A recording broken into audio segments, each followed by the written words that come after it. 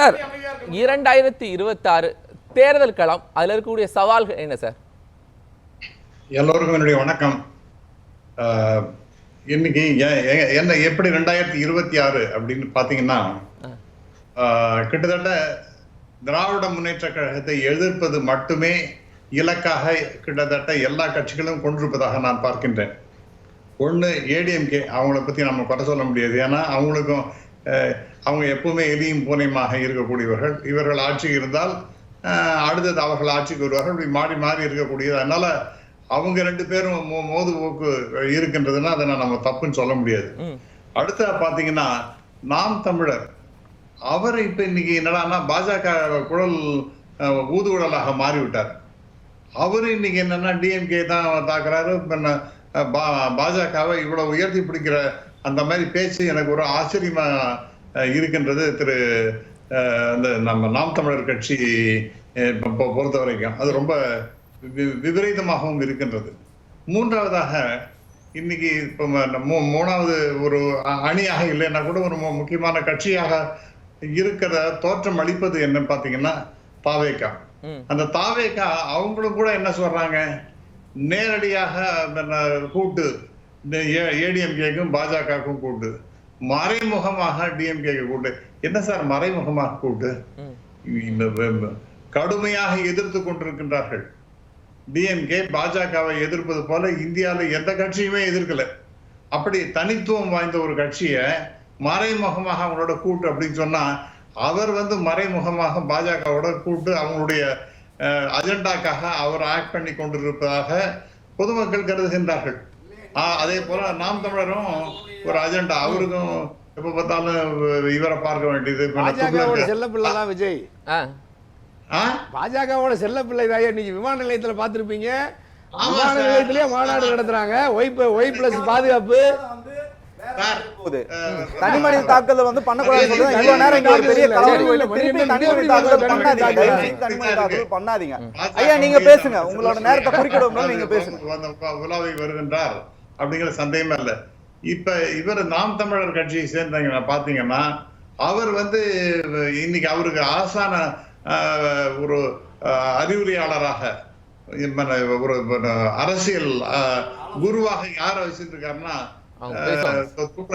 துக்ளக் ஆசிரியர், அவரை தான் வச்சிருக்காரு. அவர் துக்ளக் ஆசிரியர் யாரு? பாஜகவுக்கு அவரை தான் முக்கியமான தலைவராக இங்க இருந்து செயல்படக்கூடியவர். ஆகவே எல்லாரும் சேர்ந்து எதிர்ப்பது என்பது திராவிட முன்னேற்ற கழகம். அப்ப என்ன காரணம் அப்படின்னு பாத்தீங்கன்னா, உண்மையிலேயே அது வலிமை பெற்ற ஒரு கூட்டணியாக இருக்கின்றது அப்படின்னு தான் நான் பாக்குறேன். அதற்காக நான் இப்ப சமீபத்தில் நடந்த இந்த கூட்டணி அதிமுக பாஜக அதை நான் அண்டர்மைன் பண்ணல. அதற்கு வலு இருக்கின்றதா அப்படின்னு கேட்டீங்கன்னா வலு இருப்பதாக தோன்றுகின்றது. ஆனால் அடிப்படையாக அதிமுக கிட்ட பல கேள்விகள் கேட்டா பதில் இருக்காது. ஏனென்றால் அவங்கள்ட்ட ஒரு மிகப்பெரிய பிரச்சனை என்னன்னா, உதாரணம் மும்மொழி கொள்கை. அவங்களுக்கு அவங்களுடைய ஸ்டாண்ட் என்னன்னா, நாங்கள் எதிர்க்கின்றோம், அதோட முடிஞ்சு போச்சு. ஆனால் வலிமையோட எதிர்க்கக்கூடிய அந்த திராவிட முன்னேற்ற கழகம், அதற்கு ஈடு இணையாக அதிமுக இல்லை.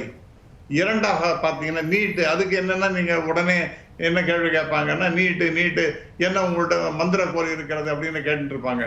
இதை இன்னும் சொல்ல போனா இப்ப சமீபத்தில் வந்த உச்ச நீதிமன்றத்தினுடைய தீர்ப்பு கிட்டத்தட்ட திராவிட முன்னேற்ற கழகத்தினுடைய ஸ்டாண்டை விண்டிகேட் பண்ணிவிட்டது என்று நினைக்கிறேன். அது இப்ப நீட்டு உண்டா இல்லையா அப்படின்னு நீங்க கேட்டீங்கன்னா, கிட்டத்தட்ட அந்த நீட்டு கிடையாது அப்படிங்கிற மாதிரி ஜட்ஜ்மெண்ட் தான் வந்திருக்கிறதா நினைக்கிறேன். அதனால அவங்கள்ட்ட மந்திர கோல் இருக்கா, திறவுகோல் இருக்கின்றதா அப்படின்லாம் கேட்டீங்கன்னா, சொன்னதை கிட்டத்தட்ட நிறைவேற்றிட்டாங்க அப்படின்னு சொல்றீங்க. கிட்டத்தட்ட எஸ், எக்ஸாக்ட்லி. அதற்கு இப்ப அடுத்த ஸ்டேஜுக்கும் போகின்றார்கள்.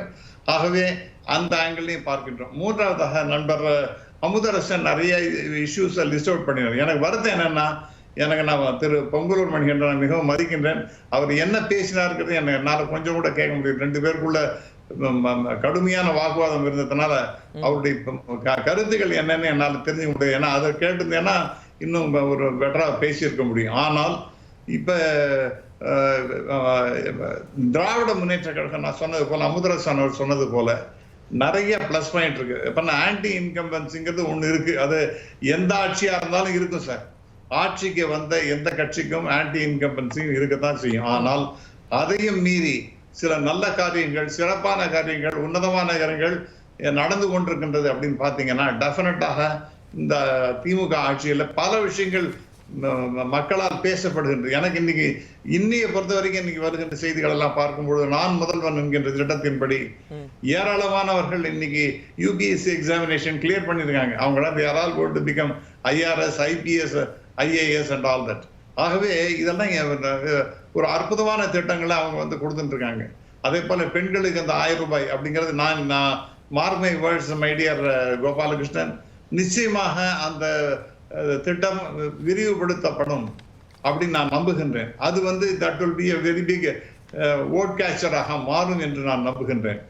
அடுத்ததாக பாத்தீங்கன்னா பெண்களுக்கு மேல படிக்கிறதுக்காக இலவச பஸ், இப்படி எத்தனை ஏராளமான நல்ல காரியங்கள்லாம் இருக்கிறது. அப்ப ப்ரோ இன்கம்பன்சியும் இருப்பதாகவும் நான் பார்க்கின்றேன். இப்ப சமீபத்தில் சில அரசு அலுவலகங்களுக்கு நான் சொல்ல வேண்டியது, இங்க சென்னையில இல்லை, நான் வந்து தஞ்சாவூர் சைட்ல அந்த பக்கத்துல நான் போகும்பொழுது அவர்கள்லாம் நிறைய பேசுகின்றார். நான் அதை கவனித்து கொண்டிருந்தேன். என்ன பேசுறாங்க, என்ன அவங்களுடைய எண்ணப்பாடு எப்படி இருக்குன்னா, சார் இந்த 1000 ரூபாய் திட்டத்தை பத்தி மிக சிறப்பாக பேசுகின்றார்கள்.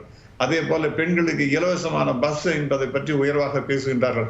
அப்ப ஒரு கொள்கை பிடிப்போட அதை எப்படி தன்னுடைய கொள்கைகளை எப்படி சிறப்பாக செயல்படுத்துவது அப்படிங்கிறதுல முனைப்பு காட்டுவது என்பது திராவிட முன்னேற்ற கழகம் சிறப்பாக இருப்பதாக தான் பார்க்கின்றேன். ஆகவே ப்ரோ இன்கம்பன்சி இல்லை என்று சொல்ல முடியாது.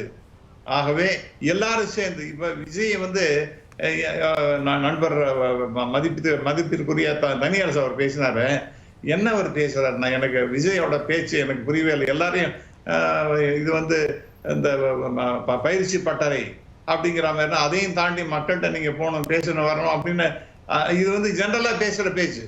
ஒரு ஸ்பெசிபிக்கா இதுவரைக்கும் நடந்த எந்த கூட்டத்திலையும் அவர் வந்து ஸ்பெசிபிக்கா ஒண்ணு சொல்ல, ஊழலற்ற ஆட்சி, மக்களோட ஆட்சி, இப்படியே தான் என்ன ஒரு ஜெனரலா பேசுகின்றாரே அல்லாமல் அவரால் என்ன ஒரு மெசேஜ் வந்து மக்களுக்கு கொடுக்குறாருன்னா ஒண்ணுமே இல்லை.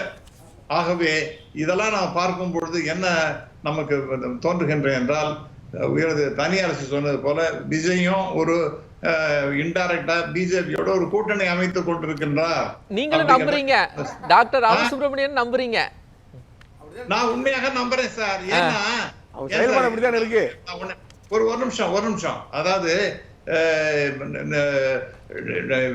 டைரக்ட் கூட்டணி அப்படிங்கிறது பாஜகவும் அதிமுகவும் சொன்னார், ரைட், அது வரைக்கும் கரெக்ட். ஆனா இன்டைரக்டாக பிஜேபியோட கூட்டணின்னு பேசுறாருன்னா அப்ப என்ன அர்த்தம்? அவருடைய உள்ளத்துல இருக்கக்கூடிய செய்தி என்ன வருகின்றது என்றால், இதுவும் வந்து பிஜேபி தூக்கி பிடிப்பது அப்படிங்கிற, அது வந்து அப்படி சொல்றதுனால டிஎம்கே வீக்கன் பண்றது போலயும் விஜயும் அதிமுக கூட்டணி ஒருவேளை பிஜேபியோட பி டீம் அப்படின்னு வச்சுக்கலாம், பிஜேபி ஆதரவு பெற்றவர்னு வச்சுக்கலாம். அப்போ ஒரே அணியில இணைந்தால் அவங்களுக்கு தானே சார் நல்லது. தனித்து நிற்கும் போது வாக்குகள் தானே சிதறும். யார சொல்றீங்க? விஜய். அது அவருக்கு sir, he is an over ambitious person sir. அவருக்கு என்னன்னா எடுத்த உடனே நான் முதலமைச்சர் அந்த நாற்காலியில உட்கார்ந்துங்கிற மாதிரி ஒரு எண்ணப்பாடு இருக்கு. Very very ambitious. அது ஆம்பிஷியஸ், ஓவர் ஆம்பிஷியஸ். அதன் காரணமாக அவர் வந்து தனியானுக்க போறேன் அப்படின்னு பேசுவது என்பது இவரும் ஏடிஎம்கே பேசுவதாகத்தான் இருந்தது. யாராவது எடுத்த உடனே 50-50 பேசுவாங்களா சார்? ஏடிஎம்கே போன்ற மிக வலிமையான கட்சி, எல்லாரும் சொன்னது போல இதுவரைக்கும் அதிகமான எண்ணிக்கையான வருடங்களில் ஆட்சி செய்த கட்சி என்பது அதிமுக தான். அந்த கட்சியோட நீங்க வந்து பேசுறீங்கன்னா பேரம் பேசுவது ஈக்குவல் ஃபுட்டிங் பேச முடியுமா? ஈக்குவல் ஃபுட்டிங்கோட பேசினா அதை ஏற்றுக்கொள்வார்கள் ஏடிஎம்கேக்காரர்கள். அவர்களுக்கு எங்க போனாலும் ஒரு இன்னைக்குதான் இவர் வந்து பயிற்சி பட்டறைன்னு சொல்லிட்டு அந்த பூத் கமிட்டியை பத்தி பேசுகின்றார். அவங்க ஒரு பூத்துலயும் ஆட்கள் வச்சுட்டு இருக்காங்க ஏடிஎம்கே, அதே மாதிரி டிஎம்கே வச்சுட்டு இருக்காங்க. அப்படிப்பட்ட வலிமைமிக்க ஒரு கட்சியை பார்த்து நாம 2 பேரும் சமமாக 117 போடுறதுன்னா ஒத்துவாங்களா? I think you are talking too மச்ன்னு சொல்லிட்டு ஒதுக்கிட்டாங்க. அதனால இப்ப அவங்களுக்கு எனக்கு வருத்தம் என்னவென்றால், பிஜேபியோட அவர்கள் கூட்டு சேர்ந்ததுதான். அவங்களோட சேர்வதற்கு நிறைய கட்சிகள் இருக்கின்றன.